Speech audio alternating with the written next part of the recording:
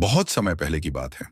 राजा विक्रमसेन नाम के एक प्रतापी सम्राट का राज्य दूर दूर तक फैला हुआ था। उनकी सेना अजेय थी और उनके पास एक अद्भुत काले रंग का घोड़ा था, सिंधुराज। यह घोड़ा इतना तेज था कि हवा भी उसकी रफ्तार के आगे फीकी पड़ जाती। राजा को उस पर बेहद गर्व था और उसे अपना सबसे अच्छा मित्र मानते थे। एक दिन राजा एक रहस्यमयी जंगल में शिकार करने गए। जैसे ही वे जंगल के गहरे हिस्से में पहुंचे, सिंधुराज अचानक जमीन पर अपने खुर पटकने लगा और आगे बढ़ने से इनकार कर दिया। राजा ने उसे समझाने की कोशिश की, लेकिन घोड़ा अपनी जगह अड्डा रहा। गुस्से में राजा ने उसे चाबुक से मार दिया और जबरदस्ती आगे बढ़ाया। कुछ ही देर में राजा एक गहरे दलदल में फंस गए। जैसे ही वे बाहर निकलने की कोशिश कर रहे थे, पास की झाड़ियों से डाकू निकल आए।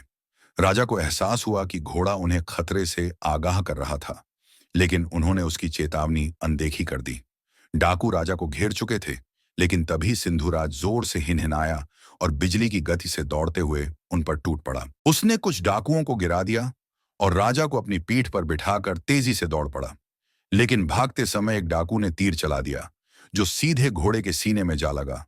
खून बह रहा था, लेकिन सिंधुराज तब तक दौड़ता रहा जब तक कि राजा को सुरक्षित महल नहीं पहुंचा दिया। जैसे ही राजा नीचे उतरे, घोड़ा गिर पड़ा। राजा रो पड़े। उन्होंने पहली बार महसूस किया कि सच्चा दोस्त वही होता है जो हमारी गलतियों के बावजूद हमारा साथ नहीं छोड़ता।